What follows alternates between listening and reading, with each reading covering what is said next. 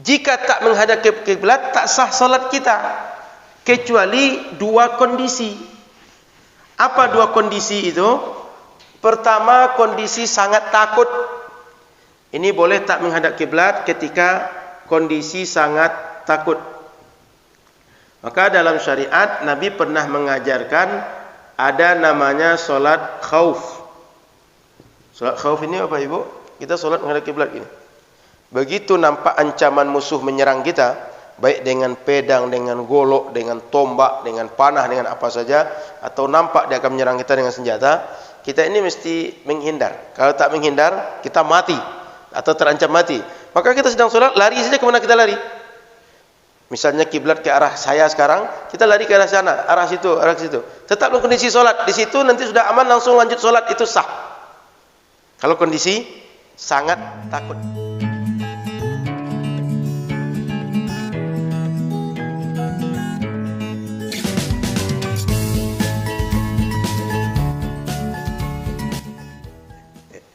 Assalamualaikum warahmatullahi wabarakatuh.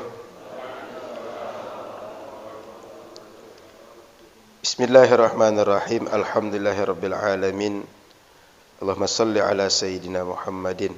Alhamdulillah, hari ke-4 kita melaksanakan Ramadan tahun 1442.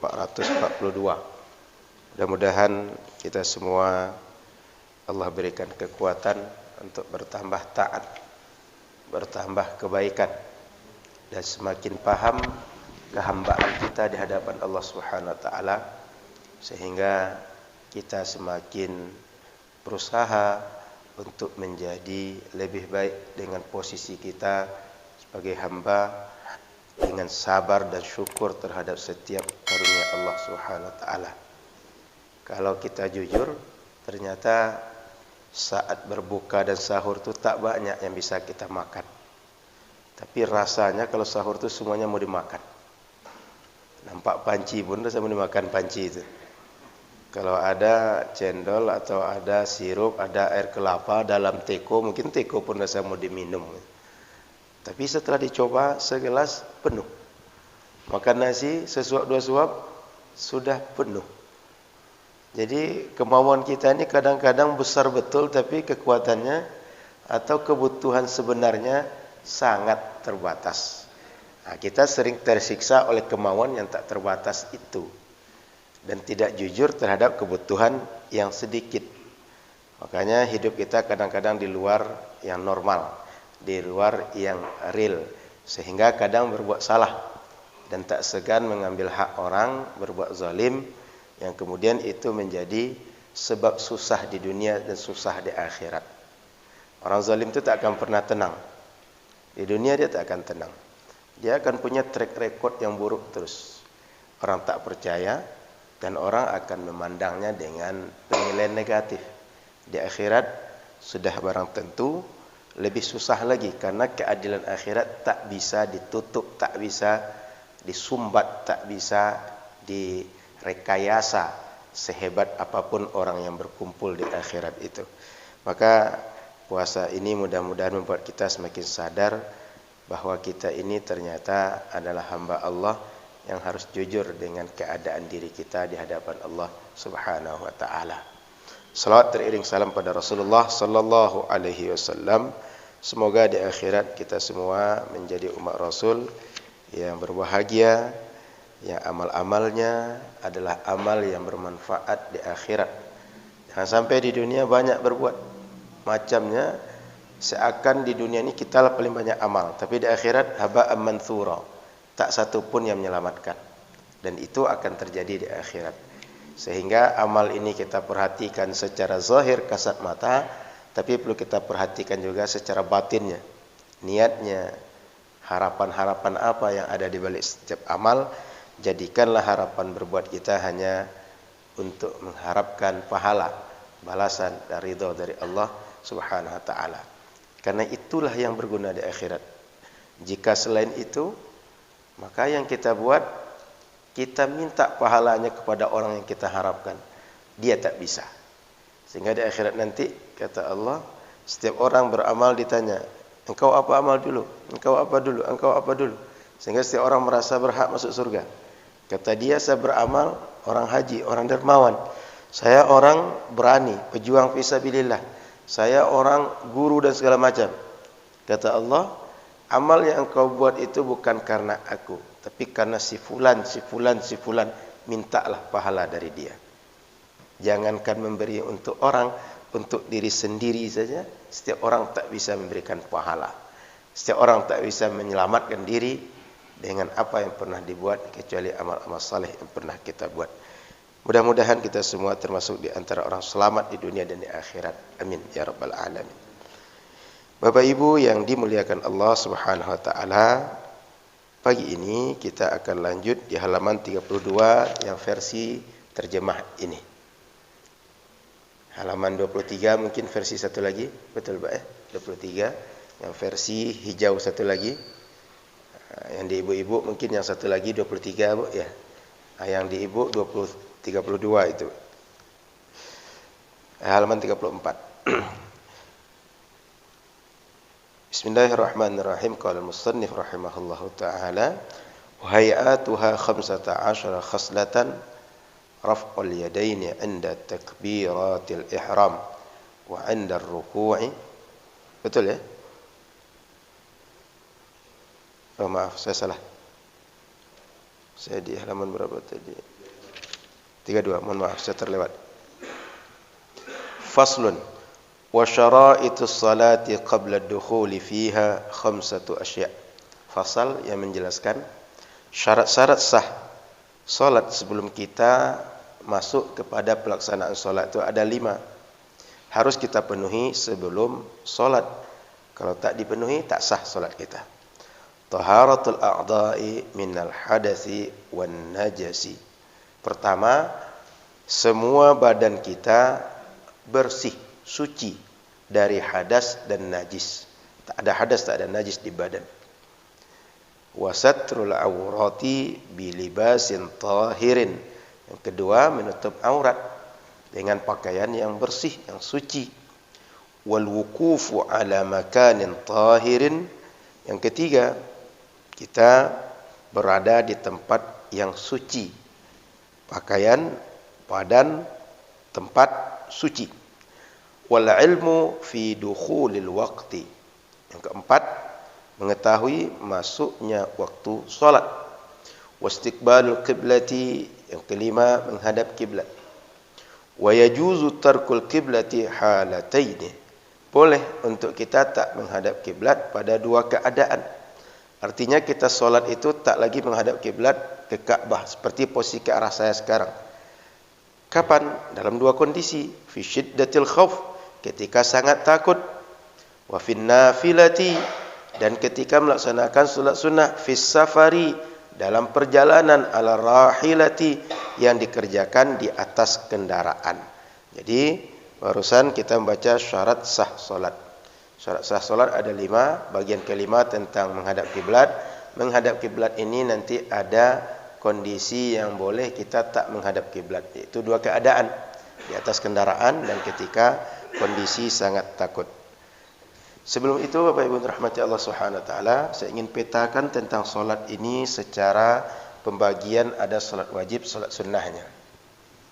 Sebelumnya sudah kita bahas ada salat wajib dan waktunya, salat sunnah dan waktunya. Ada salat wajib. Lalu ada salat sunnah. Sunnah ini ada nanti yang dianjurkan berjamaah melaksanakannya. Ada yang tak dianjurkan berjamaah.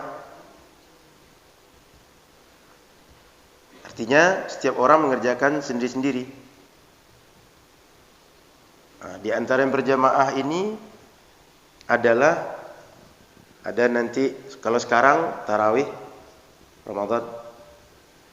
Nanti ada juga salat gerhana. Ada juga salat hari raya. Ada juga salat istisqa dan lain-lain. Kemudian yang berjamaah ini ada pakai khutbah, dan ada yang tidak pakai khutbah nanti. Ini ada yang berjamaah ini pakai khutbah, ada tidak. Seperti tarawih tak pakai khutbah, ya kan? Ada khutbah saat tarawih. Nak tahu kan Nurul Fajar kita pakai khutbah pula sekarang kan? Ada yang pakai khutbah, ada yang tak pakai khutbah. Khutbah contoh, solat gerhana pakai khutbah. Hari raya pakai khutbah, istisqa pakai khutbah.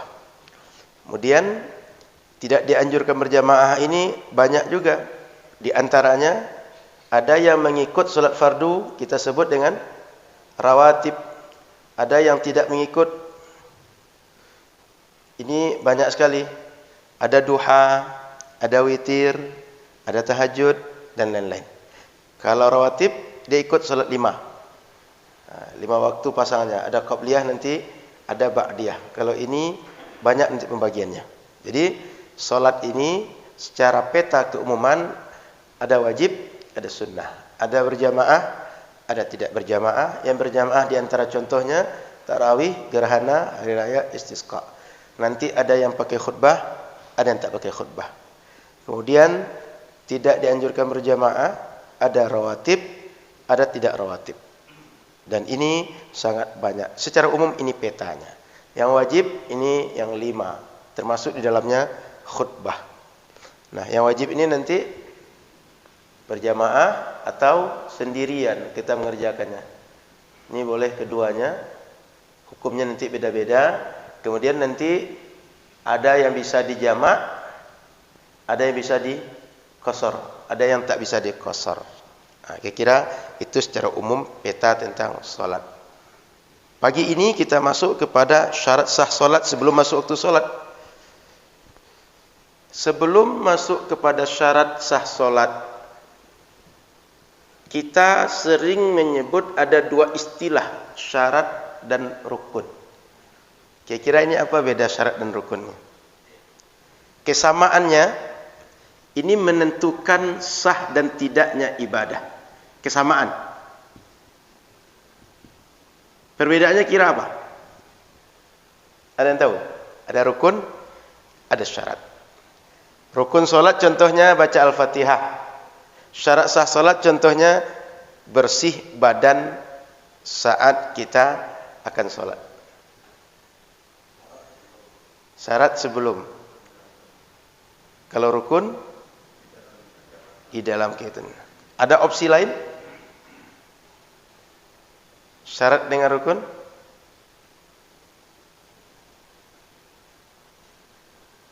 Ada? Kalau tak ada, beda yang paling mendasar adalah syarat ini bukan dari bagian dari pekerjaan solat. Kalau rukun bagian dari pekerjaan solat. Tapi keduanya sama menentukan sah dan tidaknya solat. Contoh Al-Fatihah. Solat kita baca Al-Fatihah bukan? Iya kan? Rukuk bagian dari solat, sujud bagian dari solat. Tapi berwudu bukan pekerjaan solat. Itu di luar pekerjaan solat. Menutup aurat bukan pekerjaan solat. Maka kalau nanti Bapak Ibu mengkaji setiap ibadah ada rukun, ada syarat, itu karakternya pasti begitu. Kalau syarat dia tak merupakan bagian dari pekerjaan suatu ibadah, tapi menentukan sah dan tidaknya. Tapi rukun bagian dari pekerjaan sebuah ibadah. Rukun itu secara asalnya itu yang di sudut rumah itu. Sudut itu ruknun dalam bahasa Arab. Jamaknya rukun. Maka kalau kita pergi tawaf ada rukun Yamani, ada rukun Iraqi, ada rukun Syami, ada rukun Hajar Aswad. Betul? Itu maknanya apa? Sudut yang merupakan bagian arah Yaman, rukun Yamani. Yang misalnya kalaulah Ka'bah itu dipanjangkan ke sana garisnya, orang jalan terus mengikut sudut itu sampai ke Yaman. Kalau terus ke sudut itu sampai ke Irak, terus ke sudut itu sampai ke Syam. Itu maksudnya rukun Yamani, rukun Hajar Aswad dan rukun yang lain. Jadi rukun ini bagian dari suatu pelaksanaan ibadah. Syarat dia tak bagian dari pelaksanaan ibadah, cuma dia harus ada selama ibadah dikerjakan. Jadi sejak kita sebelum ibadah sampai selesai ibadah, keduanya mesti ada. yang rukun bagian dari pekerjaan ibadah, syarat bukan bagian dari pekerjaan ibadah. Baik. Syarat ini dalam pengerjaan solat ada 5. Pertama, syarat sah solat katanya harus suci. Apa yang suci? Badan kita. Nanti kalau kita singkat, suci ini ada tempat. Di sana dipaparkan lebih banyak. Yang ketiga, pakaian. Apa makna badan ini? Nih, seonggok badan kita yang kita gunakan untuk salat. Mulai dari ujung kepala sampai ujung kaki itu bersih dari najis, bersih dari hadas. Tak ada najis yang nempel. Kemudian tak ada hadas di badan kita, baik hadas besar ataupun hadas kecil. Kalau hadas besar diselesaikan dengan mandi, hadas kecil dengan berwudu, atau nanti keduanya bisa digantikan dengan tayammum. Maka orang yang sholat dia mesti tuntas dengan keduanya, hadas dan najis. Tak ada hadas dan najis di badan mereka. Nah, najis sudah kita bahas, hadas sudah kita bahas. Sehingga Bapak Ibu rahmati Allah Subhanahu wa taala, apabila kita ke kamar mandi, apabila kita memandikan anak atau memandikan jenazah, pastikan badan kita tak terkena percikan najis. Karena kan boleh jadi kita, mohon maaf, kencing, mungkin ada yang kencingnya berdiri, atau kencing itu ketika dia kencing kena percikan kembali dari kencing yang lepas, atau karena angin sehingga kena badan dan seterusnya. Kemudian memandikan anak, boleh jadi anak dia pipis, kita tak terasa atau tak tahu, atau kita tahu dan kena badan, kena pakaian, tak kita bersihkan. Atau memandikan jenazah, sama-sama memandikan orang lain yang dimandikan, karena faktor mandikan tadi kita kena oleh najis. Maka badan kita, termasuk kalau ada yang biasa berkuku panjang, pastikan di sini tak ada najis. Itu sebabnya dalam Islam tak dianjurkan orang laki-laki atau perempuan berkuku panjang. Kenapa? Kalau dia berwudu nanti ada najis di dalam, baik di kaki saat mandi wajib, najis itu menyebabkan membawa najis dalam solat, sehingga solat kita tak sah gara-gara najis, sebab syaratnya tak terpenuhi. Jadi itu perlu diperhatikan. Kemudian tempat yang dihitung tempat itu adalah tempat yang dibutuhkan oleh badan kita untuk melaksanakan rukun solat. Kalau berdiri hanya sekedar berdiri ini mesti suci tempat saya berdiri ini. Kalau saya ruku, tidak ada perubahan, tetap ini yang saya pakai. Tapi kalau sudah saya sujud, 7 anggota sujud mesti kena dengan tempat sujud. Mesti kena dengan lantai, mesti kena dengan tanah, mesti kena dengan sajadah, mesti kena dengan apapun yang kita jadikan tempat kita sujud. 1 kepala disatukan dengan hidung, 2, 3, 4 lutut kanan, 5 lutut kiri, 6 ujung kaki kanan, 7 ujung kaki kiri. 7 ini mesti kena dengan tempat ibadah atau tempat yang kita gunakan untuk ibadah. Maka apapun bagian tempat yang kena oleh tangan, oleh kepala, oleh lutut dan ujung kaki, itu mesti suci. Dan saat duduk yang merupakan tempat duduk iftirash dan tawarruk, itu mesti suci. Kalau ada yang bernajis, tak sah salat kita. Sehingga mohon maaf, kalau ada kita, misalnya tempat ini banyak kotor rata-rata, tapi kita bisa mengalas kalau kita sujud, 7 anggota tadi bersih, yang lainnya kotor. Kalau boleh jadi habis musibah atau gempa sehingga banyak orang meninggal, kemudian banjir, banyak air bandang segala macam, kotor sekitar tempat. Kita punya alas, tapi alas sekedar untuk 7 itu saja, sah salat kita. Jadi itu yang dimaksudkan. Semua yang menjadi alas badan kita ketika sujud, ketika berdiri, ketika duduk yang kita pakai di tempat kita melaksanakan salat mesti bersih dari najis. Sehingga tak mesti kalau kita sudah satu masjid ini bersih baru kita salat di situ. Tak mesti begitu. Cukup yang kita gunakan untuk sujud, duduk dan berdiri. Itu dah cukup. Makanya sajadah kita itu sudah sangat mendukung untuk pelaksanaan bersih dari najis kalau kita memperhatikan kebersihan sajadah kita. Sudah itu, pakaian. Apa makna pakaian ini? Semua di luar badan yang ada di badan kita. Kopiah, peci, kupluk, apapun namanya, pastikan bersih dari najis. Maka kalau kita taruh di rumah, taruh di mobil, di mana saja, hati-hati, jangan sampai dia terkena najis. Hari ini kita pakai masker, pastikan masker tak bernajis. Kita pakai selendang, pastikan tak kena najis. Kita pakai kacamata, tak kena najis. Pakai jam, pakai cincin, pakai kalung, atau pakai anting ibu-ibu, atau nanti bawa dompet di saku, bawa tas kecil mungkin ketika sholat. Kan kadang kita bawa tas kecil itu saat orang haji, orang umroh, atau pergi perjalanan singkat, kita kadang bawa tas kecil yang kita selempangkan di leher kita. Kemudian di celana kita, mau bawa uang, bawa yang lain, pastikan yang ada di badan kita bersih dari najis. Itu maksudnya pakaian. Semua yang kita bawa dalam sholat di badan kita, selain badan kita, yang di luar badan, baik pakaian dalam, pakaian luar, aksesoris, semuanya bersih dari najis, termasuk sepatu dan sendal.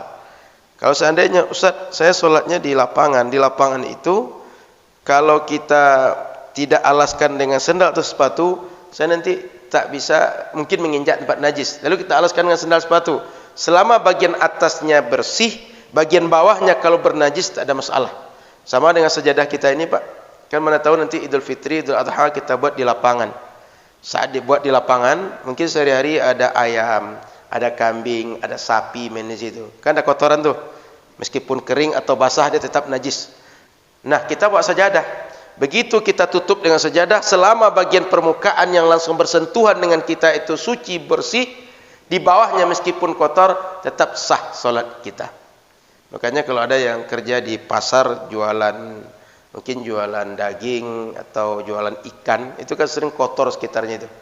Kalau dialas dengan sajadah, bagian atasnya bersih, bagian atasnya tak ada najis, itu sah salat kita. Termasuk kalau kita pergi ke ladang atau pergi ke kebun, kita mungkin tak bawa sajadah, tapi kita ambil daun-daun misalnya, kita alaskan.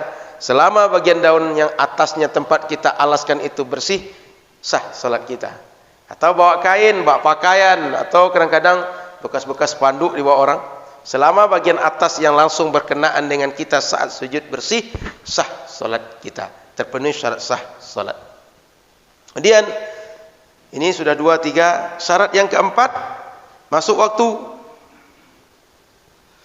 Inilah yang pernah saya ingatkan minggu lalu, jam-jam di masjid sebaiknya divalidasi agar dia sesuai dengan waktu untuk setiap kota, setiap kabupaten. Sehingga waktu sholat kita sesuai dengan pergerakan matahari. Jangan sampai orang sholat sebelum waktu sholat masuk. Jangan sampai nanti orang sholat di luar waktu sholat. Karena sholat sudah ditentukan oleh Al-Quran, Inna salata kanan alal mu'minina kitaban mawquta. Allah sudah tentukan kapan waktunya. Ini awal, ini akhir. Ini mulai, ini selesai. Sudah ditentukan. Sudah kita bahas dalam masalah waktu solat. Jibril mengajarkan Nabi, hari ini datang di waktu awal solat, esok datang di ujung solat. Lalu Jibril katakan, inilah batas waktu solat. Sudah ditentukan oleh syariat. Maka tidak boleh solat kecuali di waktunya. Jangan sampai nanti, Ustaz, saya mesti terbang ke Jakarta, Ustaz. Kalau saya tunggu waktu solat 5 menit lagi, saya ketinggalan pesawat. Kalau saya solat sekarang, saya tak ketinggalan pesawat. Tapi waktu solat belum masuk. Tak sah solat seperti itu. Kamu mana tahu ada pikiran begitu? Ustaz, saya mau pulang mudik sekarang. Nah, untuk sekarang pulang mudik tak boleh.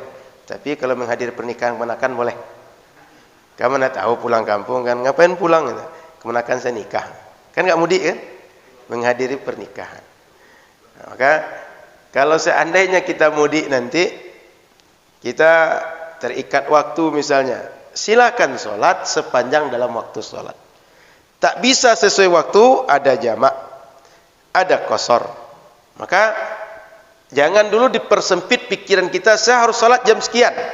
Sementara kita nanti bisa jamak. Dan jamak itu nanti ada jamak takdim, ada jamak takhir. Sehingga mudah.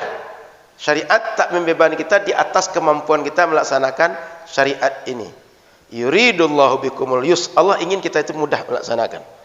Yang kelima adalah menghadap kiblat. Menghadap kiblat. Kiblat dalam hal ini adalah arah Ka'bah. Bagi kita, kalau di posisi di Makkah, di Masjidil Haram, itu mesti pastikan hadapan kita itu betul-betul ke Ka'bahnya. Bagi orang yang jauh, kalau arah Ka'bah, arah ke sini, dia mesti ke arah itu dia menghadap. Soal langsung betul kena ke situ atau tidak, itu tak mesti valid. Yang penting arahnya ke sana, sudah mengarah ke situ, sudah sah arah kiblat kita, sah solat kita. Jadi patokannya kalau orang jauh adalah arah, orang dekat benda, wujud Ka'bahnya. Jangan sampai nanti ketika di Ka'bah kita solat di Haram itu kan dia melingkar. Ka'bah berada situ, kita ke sini kiblatnya. Kamu boleh jadi melihat bentuk bangunan. Bentuk bangunan ke situ lurusnya, sementara Ka'bah di tengah di situ. Harus menghadap ke situ. Jadi menghadap ke Ka'bah, menghadap ke kiblat. Jika tak menghadap ke kiblat, tak sah salat kita. Kecuali dua kondisi. Apa dua kondisi itu? Pertama, kondisi sangat takut. Ini boleh tak menghadap kiblat ketika kondisi sangat takut. Maka dalam syariat Nabi pernah mengajarkan ada namanya solat khauf. Solat khauf ini apa ibu? Kita solat menghadap kiblat ini. Begitu nampak ancaman musuh menyerang kita, baik dengan pedang, dengan golok, dengan tombak, dengan panah, dengan apa saja, atau nampak dia akan menyerang kita dengan senjata, kita ini mesti menghindar. Kalau tak menghindar, kita mati atau terancam mati. Maka kita sedang solat, lari saja kemana kita lari. Misalnya kiblat ke arah saya sekarang, kita lari ke arah sana, arah situ, arah situ. Tetap dalam kondisi solat. Di situ nanti sudah aman, langsung lanjut solat, itu sah. Kalau kondisi sangat takut. Yang kedua, kondisinya perjalanan. Dan perjalanan ini yang dikerjakan adalah solat sunat di atas kendaraan. Poinnya solat sunnah. Maka kalau ada yang menyebut Nabi solatnya di atas kendaraan dan tak menghadap kiblat, itu solat sunnah. Dan ketika solat wajib, Nabi turun dari kendaraan, solat seperti kita sekarang menghadap ke kiblat. Itu keterangannya kedua. Sehingga jangan dipahami bahwa setiap di atas kendaraan boleh menghadap ke mana saja menghadap, tak menghadap kiblat, bukan. Disebutkan dalam hadis dia terikat. Apa terikatnya? Yang boleh menghadap kemana saja binatang menghadap, kendaraan menghadap, solat sunnah. Dalam hadis yang lain dijelaskan bahwa kalau solat wajib, Nabi turun menghadap betul ke kiblat. Posisinya berdiri seperti kita berdiri dalam solat. Maka perlu diingat, berdiri itu adalah rukun yang tak boleh ditinggalkan. Sehingga ini keluar dari topik sedikit. Jika ada orang tua saya atau bapak ibu sudah agak tua, kalau solat itu berdiri lama tak kuat. Berdiri lama tak kuat, cuma berdiri sebentar kuat. Paham ya? Berdiri sebentar kuat. Kalau lama, nah itu sudah menggigil misalnya gitu. Anak kuat lagi gitu. Maka orang ini takbiratul ihram itu mesti berdiri. Lalu nanti dia duduk. Makanya, mohon maaf, Bapak solat berdiri dan duduk, Pak? Normal. Ya. Baik. Artinya, ada orang dia berdiri lama masalah berdiri. Tak bisa berdiri lama, tapi kalau berdiri sebentar tak masalah. Maka ketika lama berdiri dia duduk, ketika sebentar dia tetap berdiri. Maka orang seperti ini juga, kalau dia mau rukuk nanti dia mesti berdiri dulu baru dia rukuk, tak boleh dari duduk. Kenapa? Berdiri sebentar bisa. Dan saat rukuk dia mesti normal. Kenapa? Dia tak ada kendala dengan berdiri, dengan rukuk dia. Ya tidak, berdiri sebentar bisa. Ini tak boleh duduk. Kenapa? Dia bisa. Paham ya? Dan saat sujud dia bisa normal, tidak boleh sujud di atas kursi. Kan kendalanya cuma berdiri lama yang tak bisa. Sujud bisa normal, maka dia mesti turun dari kursi, sujud seperti orang sujud lainnya. Rukuk tak ada masalah, dia mesti rukuk seperti orang lainnya. Jangan sampai Ustaz saya tak bisa berdiri lama-lama. Sehingga dari awal duduk di sini. Rukuk begini, sujud begini, itu tak sah solat orang seperti ini. Kenapa? Yang dia tak mampu itu diberikan keringanan, yang dia mampu tak boleh keringanan. Harus dikerjakan sesuai rukunnya. Paham Bapak Ibu? Yang mana kita tak sanggup, itu yang ada keringanan. Yang sanggup mesti seperti hukum asal. Makanya orang sholat itu kadang dia berdiri, kadang duduk. Kenapa? Berdiri ada yang dia sanggup, duduk karena tak sanggup berdiri. Jadi paham ya? Jangan sampai dihukumi bahwa kita ini tak sanggup sebagian, tapi semuanya jadi tak sanggup, itu tidak boleh. Tak sah sholat yang seperti itu. Makanya Bapak Ibu kalau sholat di Masjidil Haram, Masjid Nabawi, itu ada kursi-kursi seperti beliau, atau kursi lipat, kebanyakan kursi lipat, bisa dibawa pulang, bisa dititip di masjid. Ketika dia berdiri, sudah agak lama sikit imam membaca, dia duduk. Begitu akan rukuk, dia berdiri. Ketika sujud, dia ikut sujud seperti kita. Itu kondisinya begitu. Dia tak bisa berdiri lama. Mungkin karena rematik atau sebab sakit yang lain. Jadi, yang diberikan keringanan yang kita tak sanggup, yang kita sanggup tetap menurut hukum asal. Paham? Ini mesti begitu. Jangan sampai dihukum keseluruhan.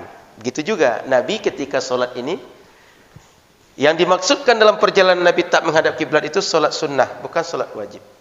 Maka Rasul malam melakukan perjalanan, sepanjang malam itu beliau tetap tahajud di atas onta, di atas kuda, di atas kendaraan yang beliau pakai.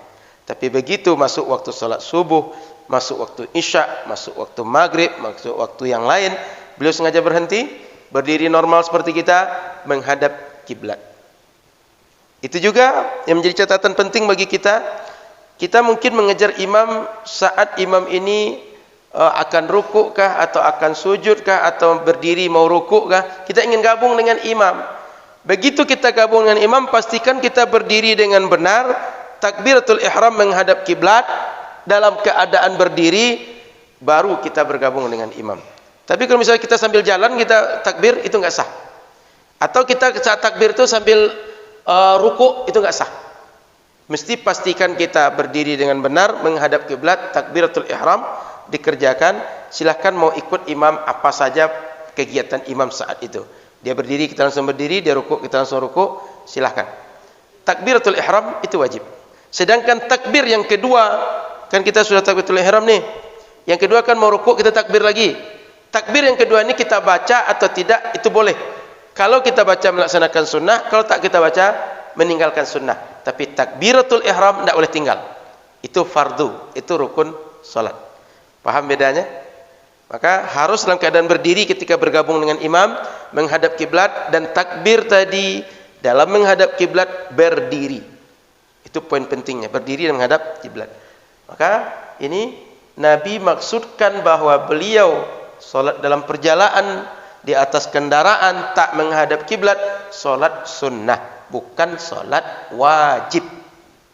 Sehingga kalau kita nanti pergi ke mana-mana, salat kita mungkin naik bis, naik kereta, naik pesawat, silakan salat sunnah mengikut keadaan kendaraan.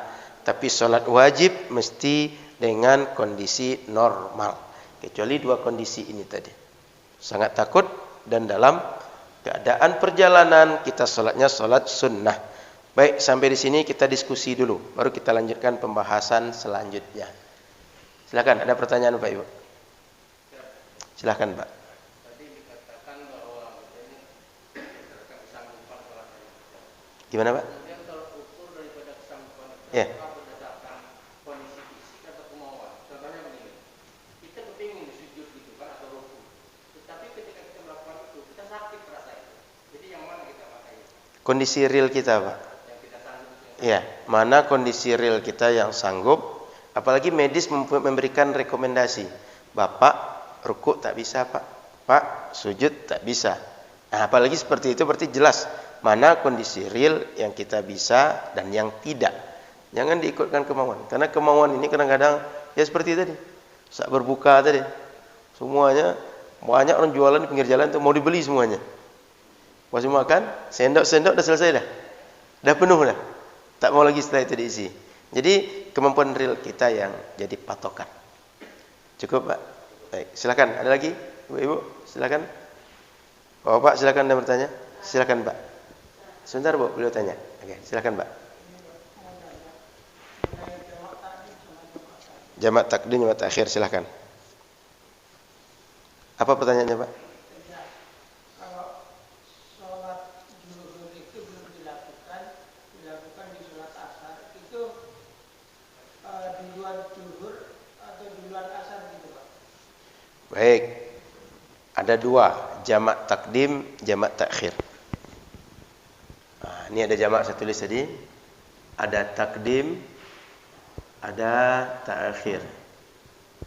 Kalau jamak takdim, ini misalnya zuhur dengan asar. Ini jika takdim harus zuhur kita buat dulu. Tidak boleh asar dulu baru zuhur. Tapi jika dia takhir, ini zuhur dan asar, ini dua-duanya boleh, Pak. Yang mana satu boleh. Asar karena memang waktu dia, zuhur karena memang dia urutannya lebih dulu dibanding asar. Jadi bedanya di sini. Kalau jamak takdim, Bapak harus kerjakan zuhur dulu, baru asar. Jamak takhir, boleh zuhur dulu, boleh asar dulu. Contoh, Bapak sedang safar sampai di masjid, mau jamak takhir, orang sedang salat jamaah asar, ikutnya asar dulu. Selesai asar, Bapak jamak zuhur yang belum dikerjakan. Paham, Pak? Baik. Silakan, Pak. Assalamualaikum warahmatullahi wabarakatuh.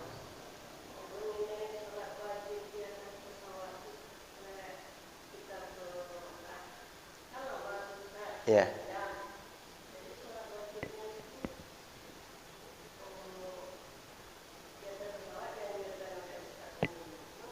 Baik. Sholat di atas pesawat. Saya boleh hapus ya? Ya, hapus biar agak sedikit terang nanti.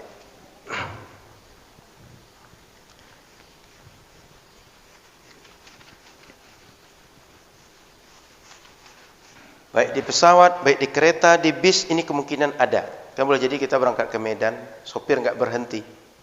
Perjalanan subuh misalnya. Kan kalau Medan ke sini pasti subuh di jalan tuh. Sampai di Kandis dari mana dia kalau apa tuh? Dari Medan kan? Siapa dari Medan? Biasanya subuh di mana, Pak? Di Kandis, Pak. Nggak berhenti kan? Jam 11, jam 10 dia masuk Pekanbaru kan, Pak? Subuh nggak berhenti di Kandis kan? Itu kadang real dihadapi oleh kita. Artinya kita tak cerita tentang orang, kita berangkat umroh, berangkat haji, subuh itu kadang-kadang kita nggak bisa sholat kecuali di pesawat. Kalau zuhur asar itu sering ada solusi. Kalau tidak jamak takdim, jamak takhir. Itu umumnya bisa. Saya alhamdulillah kalau tahun 2013 sampai 2015 itu sering bolak-balik pergi umroh dulu. Maka paham kondisi ini. Setahun kadang 3 kali, kadang 4 kali pergi umroh. Jadi agak paham. Maka sholat di atas pesawat atau sholat di atas kereta atau bis.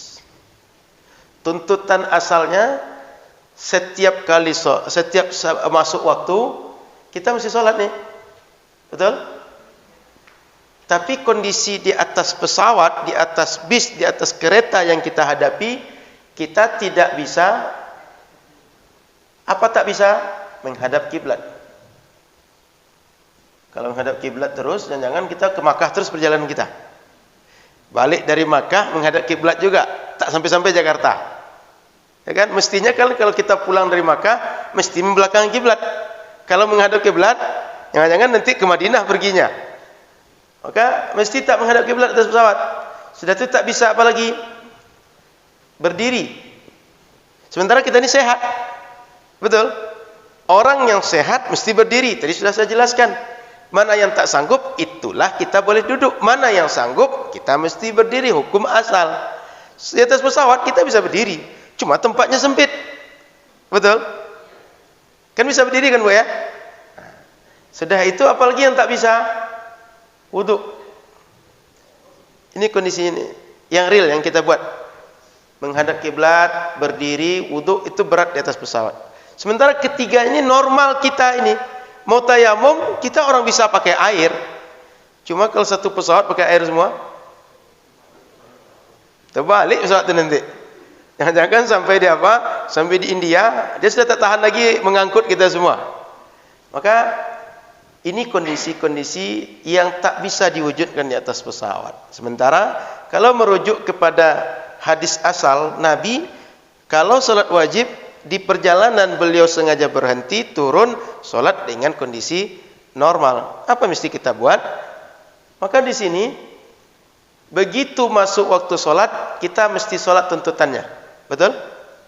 Yang kedua, karena ini tak dapat, berarti tak bisa dipaksakan. Maka kita salatlah dengan kondisi yang apa adanya saat ini. Maka berarti salat kita di waktunya tapi tak tunai, tak sempurna. Kenapa? Ini tak terpenuhi. Jadilah waktu itu tetap wajib salat seperti yang ibu kerjakan, tapi begitu ibu pulang ke rumah, sampai di hotel atau sampai di rumah atau sampai di tempat yang aman, yang sudah bisa kita salat normal, mesti diulang lagi salat ini, i'adah. Kalau tidak, salat kita masih salat yang belum sempurna dikerjakan. Kalau mati kita dengan keadaan salat yang belum sempurna tadi, Allah sudah mengampuni kita. Sebab kenapa? Kita sudah mampu melaksanakan sesuai yang kita mampu. Ini yang di luar kita mampu, tak bisa kita paksakan. Di rumah ini bisa, di hotel ini bisa, di bandara ini bisa. Maka salat ini kita salat dengan kondisi apa adanya. Begitu sampai di hotel, sampai di bandara atau rumah, ulang kembali salat yang tak sempurna ini. Begitu juga kejadian Pak, mana tahu kita bukan ini keadaannya, kita pergi ke lapangan, pakaian satu-satunya. Contoh pergi ke ini Pak, mungkin survei Pak, tengok kondisi hutan atau apa mau dibangun, kan? Pakaian satu-satunya. Waktu sholat nggak bisa dihindarkan. Kalau saya kejar pulang, saya kejar hotel, saya kejar membeli pakaian, habis waktu sholat. Apa yang saya buat? Sholat dengan pakaian yang ada najis tadi. Begitu saya sampai di tujuan, saya ulang sholat ini lagi untuk yang tunai. Ini sekedar melunaskan, menggugurkan kewajiban. Saat itu saya harus sholat, saya sholat. Tapi ada kemampuan yang tak bisa saya paksakan. Maka menutupinya, ulang sholat tadi di luar waktu dengan sama cara sholatnya dengan sholat sudah kita kerjakan.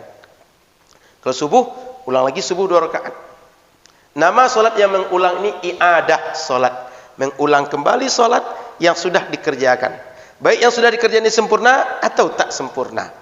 Yang tak sempurna contoh kejadian kita ini. Yang sempurna, pernah Bapak Ibu tengok kalau orang habis sholat maghrib, ada sebagian orang begitu datang jamaah kedua sholat maghrib, dia gabung lagi sholat maghrib di situ. Pernah tengok? Pernah tengok ya? Atau ada sholat yang lain lah, orang sudah selesai sholatnya dia berjamaah sama kita tadi, gabung jamaah yang baru dia sholat lagi. Pernah tengok ya? Itu kejadiannya ada asalnya dari Nabi itu. Nabi waktu itu sedang pengajian begini, datang seorang sahabat, ada yang mengatakan Abu Bakar, lalu mau sholat sendirian. Kata Nabi, maukah di antara kalian sedekah untuk saudara ini? Sedekah maksudnya, kalau dia sholat sendirian, dia dapat pahala 1. Tapi kalau berjamaah, dapat pahala 27. Maka berdirilah sahabat yang lain, saya Rasul mau sedekah untuk orang ini. Maka sholatlah Abu Bakar dengan sahabat yang lain tadi, sehingga dia sholat berdua. Padahal sahabat tadi sholat bersama Rasul. Dah selesai. Nah, ini bagi dia pahalanya sunnah. Yang dikerjakan tetap salat wajib, tapi pahalanya sunnah bagi dia. Dia membantu orang dapat berjamaah. Itu i'adah juga namanya. Mengulang kembali salat yang sudah dikerjakan.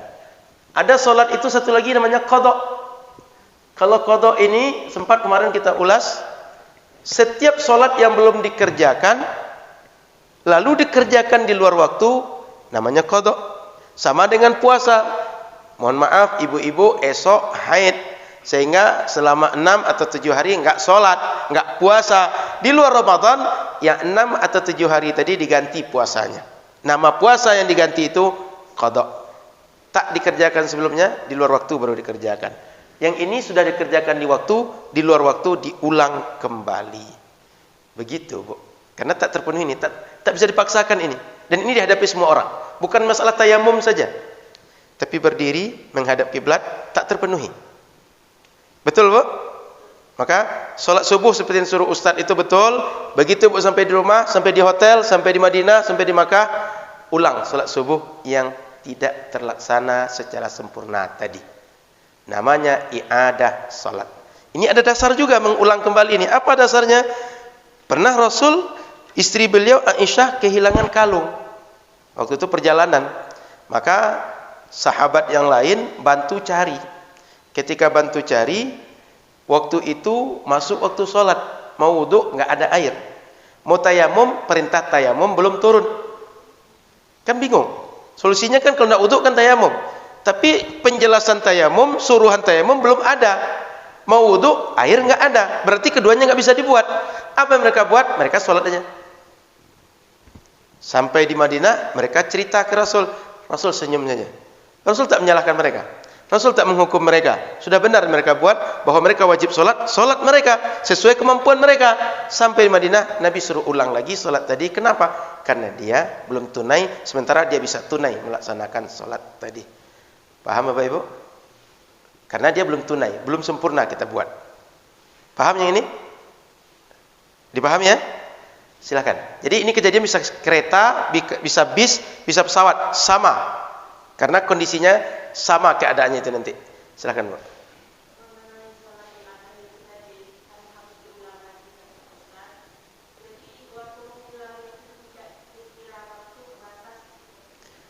Kapan kita bisa normal mengulang? Boleh. Tidak mesti subuh, tunggu esok subuh dulu. Misalnya kita anggap berangkat dari Jeddah sampai tadi di Pekanbaru, pesawat kita jam 6 sampai. Begitu turun pun nggak terkejar subuh oleh kita. Maka sudah selesai boarding, selesai semua barang, sudah sampai kita ke hotel transit atau ke rumah kita. Sampai di rumah sudah normal kita bisa sholat. Jam 8 atau jam 9 kita bisa sholat. Buat saat jam 8, jam 9 itu boleh. Atau karena perjalanan kita dari Pekanbaru pulang pula ke Pujut, pulang pula dulu ke Inhil, jauh. Sampai di rumah 8 jam, 9 jam ke depan misalnya. Setelah itu baru kita ulang sholat yang di pesawat tadi juga boleh. Patokannya, begitu kita sudah normal, segera kita tunaikan. Tak segera juga boleh, sebaiknya segera. Takutnya tak segera, dimakan siang dan malam lupa pula kita. Jadi sebaiknya segera. Ada lagi? Silakan. Silakan, Pak. Masalah sholat dalam perjalanan. Baik. Ini kan kita dalam perjalanan pakai Baik. kapal, Ustaz. Ya. Di kapal itu kan untuk sholatnya Ada musola, ada deknya. ketika kita sholat itu mesti menghadap kiblat, Ustaz. Iya. Tapi ketika sedang berjalan sholat kapal itu berubah arah. Itu gimana hukumnya? Baik. Bagaimana? Di kapal itu ada dua kondisi itu, Pak. Pertama, dia berubah haluan. Yang kedua, ombang ambing, gelombang yang kuat, sehingga ketika kita berdiri mungkin terhempas atau ke sholat itu muntah saking kuatnya goncangan. Apa yang bisa kita buat? Prinsip dasar ketika sholat itu adalah mana yang kita mampu harus kita buat. Maka ketika kiblat tadi arahnya ke sini, kita tahu nih kapal berpindah haluan. Kita ikut aja dulu. Begitu sudah jelas kapal yang mana pindah haluan, kita balik lagi ke arah kiblat. Kenapa? Karena tuntutan kita ke arah kiblat dan kita tak bisa memaksakan. Jangan kapal dipaksa menghadap kita. Tak sampai-sampai ke tujuan nanti kita yang mengikut kapal. Maka kita beralih saja. Sama dengan kita sekarang begini. Pas sholat, anak kita kadang main, Pak. Tariknya badan kita. Kan gitu ada kejadian kan? Dia naik ke punggung kita, dia tarik badan kita, dia lompat di atas badan kita. Kadang posisi ini berubah semacam. Begitu arah kiblat tadi berubah dan kita sadar dia berubah, kita segera balik. Kita tak dihitung orang yang tidak menghadap kiblat. Jadi begitu kita sudah tahu, sudah tenang, kita hadap lagi ke kiblat. Begitu goncangan kuat di kapal, tidak bisa berdiri, duduk segera. Tapi begitu sudah normal lagi, berdiri lagi. Paham, Pak? Karena yang tak mampu ada keringanan, yang mampu mesti dikerjakan sesuai dengan yang mampu. Paham? Oke, silakan. Ada lagi yang lain? Silakan, Pak. Sebelumnya kalau nggak salah kan bicara masalah qadha ya. Qadha salat. Salat yang Berlalu. beberapa tahun yang lalu tidak dikerjakan gitu. Dikerjakan belakangan gitu ya. Ya, Boleh kan? boleh. Tapi ada pendapat lain bahwa itu tidak boleh sebenarnya karena pendapatnya mungkin masalah pemahaman hadisnya mungkin bahwa kalau orang tidak sholat itu sudah dianggap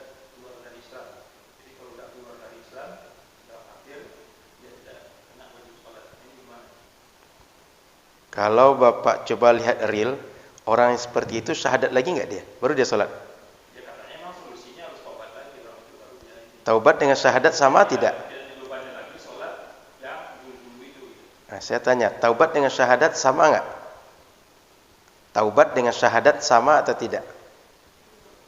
Ya kalau taubat mungkin dia masih dalam Islam kan. Kalau syahadat, Dia udah dari dalam Islam. orang tadi ada syahadat nggak sebelum sholat?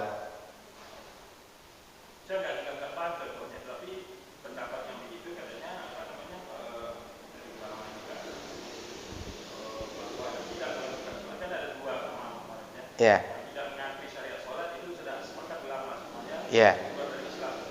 Tapi yang tidak sepakat itu bahwa orang yang tidak melakukan sholat, satu dia anggap tidak keluar dari Islam, ya, satu sebagai ulama menganggap itu keluar dari Islam. ya. Bisa maksudnya menganggap keluar dari Islam ini.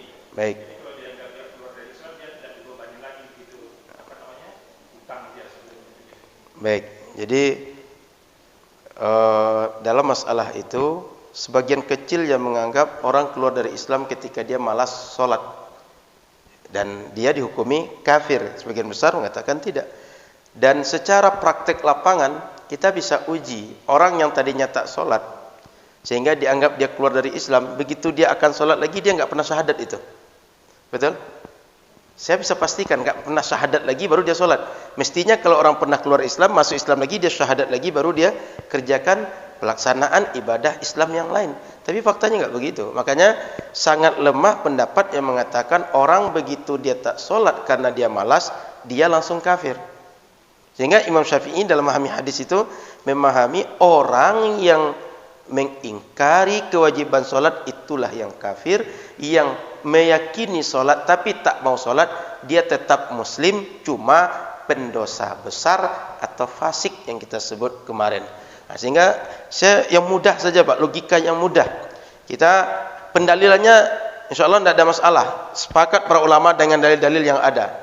Cuma pendekatan pemahaman kenapa jumhur mengatakan atau mayoritas ulama mengatakan tetap diqadha. Prinsip pertama, setiap kita wajib sholat dan berdasarkan hadis dan tidak selesai kecuali dikerjakan yang belum dikerjakan tadi. Berarti yang wajib tadi dia menjadi hutang sampai ditunaikan. Hutang tak akan pernah gugur kecuali kalau saya punya hutang ke Bang Alfi, Bang saya hutang 10.000. Selesainya bagaimana? Saya bayar atau kata Bang Alfi, dah kosong-kosong aja Ustaz. Kan begitu selesainya hutang. Kalau dia diam, saya diam, selesai nggak hutang? Tetap hutang. Paham ya? Sholat juga gitu. Nggak dikerjakan, saya diam saja. Allah juga diam saja. Kan memang nggak mungkin kita bicara langsung dengan Allah kan? Kata Allah, ente nggak usah sholat lagi dah, sudah baik, dah cukup. Kan nggak mungkin gitu kan? Yang kedua kemungkinan kita yang tak membayar.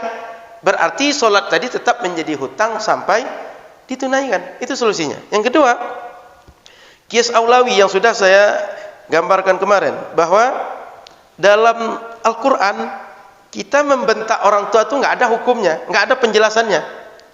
Kita menampar orang tua, memukul orang tua, menonjok orang tua, menendang orang tua, itu nggak ada penjelasan hukumnya. Tapi apakah boleh menampar orang tua, memukul orang tua, menonjok orang tua? Nggak boleh. Dalilnya apa? Fala taqul lahuma uffi wa la tanharhuma wa qul lahuma qawlan karima. Jangan bicara mak boleh mengeluh. Awak ke awak aja tadi. Awak aja baru boleh. Tadi awak, gini awak belum. Kan kadang begitu tuh. Ada gondok. Begitu enggak boleh ke orang tua. Kemudian membentak. Mak, Pak, alhamdulillah tadi. Marah-marah gitu. Itu dalam Al-Quran nggak boleh. Tapi memukul tak dijelaskan. Berarti yang dijelaskan tak boleh, yang didiamkan kalau kita tengok dari pekerjaannya lebih tak boleh dibanding yang disebut. Maka dalam hadis Nabi itu disebut begini, yang tertidur, yang terlupa wajib bayar. Kira-kira yang sengaja? Paham maksudnya ya? Yang didiamkan Nabi sengaja, yang disebut terlupa, tertidur. Kira-kira menurut Bapak Ibu yang sengaja wajib atau tidak nih? Sama dengan masalah tadi orang tua tadi. Yang disebutkan cuma yang ringannya, yang lebih beratnya Tak disebutkan. Tapi apakah yang berat tadi tak wajib, yang ringan yang wajib? Oh, ternyata tak masuk akal, tak sejalan. Nah, begitu Pak pendekatannya. Oleh karena itu, orang yang tak solat, seupaya dia qadha-lah solat itu. Karena memang solat wajib tak pernah sama dengan solat sunnah. Kalau solat sunnah menutupi solat yang wajib, bukan menggantikan. Tapi yang wajib yang tak sempurna karena khusyuknya, karena lalainya. Pas solat terpikir juga, kira-kira nanti berbuka di mana jadinya ini. Kan kalau orang sudah masuk setengah terakhir itu, banyak berbuka bersama kan. Ada kawan SMP, kawan SMA, kawan kuliah, kawan satu jurusan, ada kawan satu kantor, ada kawan apa macam-macam lah. Sehingga dalam sholat itu hati kita tak hadir, kemudian kekhusyukan tak ada. Itu yang ditutup oleh sholat sunnah. Tapi sholat wajib yang ditinggalkan tak tertutup oleh sholat sunnah. Gitu Pak. Maka sebaiknya setiap kita kalau ada sholat yang tak dikerjakan dulu dengan sengaja, segeralah dibayar. Yang tak sengaja saja harus, apalagi yang sengaja. Saya kira begitu Pak. Jadi sebaiknya kita ambil yang seperti itu. Bagi yang mengatakan tak mengambil, itu urusan dia dengan Allah nanti. Kita tak bisa menghukumi yang mana satu yang benar. Karena memang hukum Allah ini. Cuma kan kita nggak mungkin menunggu akhirat dulu baru kita memastikan ini kerjakan atau tidak. Nggak ada orang balik 2 kali. Nah, supaya kita aman nanti, lebih baik cari aman dari sekarang. Nah, gitu kira-kira yang mudahnya Pak. Jadi balik kepada kita. Kalau saya menyarankan berdasarkan dalil para jumhur ulama, sebaiknya kita bayar selama kita bisa membayarnya selama hidup ini. Soal nanti diterima atau tidak, soal dia pembayar hutang atau tidak urusan kita, itu urusan Allah Subhanahu wa taala. Jangankan yang itu, yang kita kerjakan tunai setiap saat ini diterima atau tidak urusan Allah, tapi urusan kita ada ilmunya tentang sah dan tidaknya, ini mesti kita hukumi, mesti kita jalankan prosesnya. Diterima atau tidak, enggak urusan kita. Sama dengan kita ngurus izin. Apa syaratnya kita lalui dulu. Soal dikasih izin atau tidak, itu urusan pemerintah nanti. Gitu ya. Nah, jadi begitu lebih kurang Pak. Maka sebaiknya tetap diqadha. Baik. Lanjut, ada satu yang sempat terlupa, membahas tentang menutup aurat. Menutup aurat dalam sholat wajib. Aurat laki-laki batasnya adalah selingkar dari paha sampai, dari lutut, dari pusar sampai lutut. Itu aurat laki-laki. Perempuan semua anggota badan dia kecuali selingkar telapak tangan. Kiri kanan selingkar ini yang ada pergelangan ini dan wajah. Itu semua boleh terbuka dalam sholat. Dan ketika ada perempuan yang tak pakai mukena seperti ibu sekarang, mungkin ibu pernah tengok ada orang jilbabnya panjang, dia pakai manset, pakai kaos kaki, lalu pakai jilbabnya dalam mungkin mirip dengan mukena, lalu dia sholat langsung, itu sah sholat. Kenapa? Tertutup aurat dia. Nah, dalam menutup aurat ini perhatikan pertama, semua aurat mesti tertutup. Jangan sampai ada bagian yang bolong. Maka hati-hati yang bapak-bapak, mohon maaf, yang merokok Pak. Celana kadang bolong, baju kadang bolong. Kalau ada bagian aurat terbuka, berarti aurat tak tertutup. Atau ibu-ibu, kadang-kadang ada model jilbab mukena itu yang model rendahnya itu berlobang-lobang. Itu jangan sampai pada bagian aurat ada itu. Kalau ada itu, lapisi supaya aurat tertutup. Yang kedua, aurat ini tertutup pakainya buat yang lapang. Jangan sampai ketat. Jadi apa yang tersimpan dalam baju ya seperti itulah nampaknya keluar. Benjol-benjolnya nampak. Nah, jangan begitu. Pakailah yang lapang. Yang ketiga, dia tebal. Jangan sampai yang di balik kulit warnanya hitam, warnanya kuning, warna merah nampak. Tapi tebal, jangan transparan. Dalam bahasa para ulama, la yakshif, la yasif, la yashif. Bahasanya mudah. Mirip gitu kan ya. La yakshif. Yakshif tidak terbuka. La yasif, tidak mensifati. La yashif,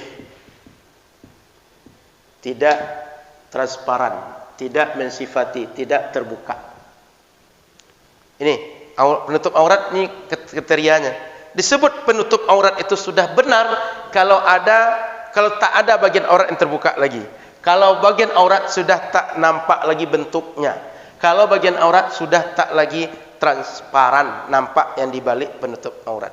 Sehingga kalau anak perempuan kita, anak laki-laki kita mau beli baju, boleh nak beli baju, mau mahal mau murah, tapi penutup aurat ini terpenuhi syaratnya. Jadi kalau anak kita beli baju, beli jilbab, perhatikan ini terpenuhi, supaya dia ketika menutup aurat jangan sampai dia menutup tapi tak tertutup tapi tak menutup. Ini tak ada masalah, dasarnya mahal murah silahkan, tapi ini paling dasar, menutup semua bagian aurat, tidak dia sempit dan dia tidak transparan. Ini paling sederhana kriterianya. Nanti kalau bahan, nanti dia bahannya halal, bukan bahan dari babi, anjing dan lain-lain. Kalau dari segi kebiasaan, upayakan ya khas orang muslim, jangan sampai khas orang non muslim atau gaya-gaya non muslim. Dari segi mengikut kepada culture, kebudayaan. Kira paham ya? Dan aurat ini wajib ditutup ketika sholat dan tidak sholat. Dalam sholat pengaruhnya sah dan tidak ibadah. Di luar sholat tak pengaruh sah dan tidak sholat, tapi dia wajib ditutup di luar sholat juga. Jadi jangan kira menutup aurat itu wajib Ustaz dalam sholat. Enggak.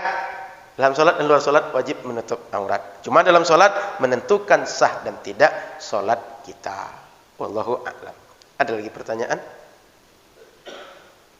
Sudah waktu sholat isyraq kan? Silakan Pak. Baik.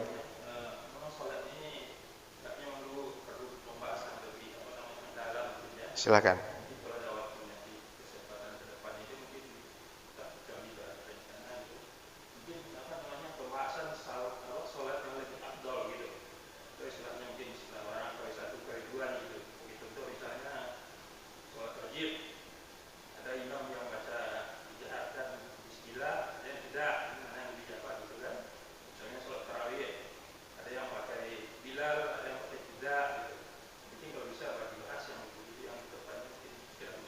InsyaAllah Pak, ini kalau kita berlanjut terus, kalau ngikuti terus akan terbahas itu nanti.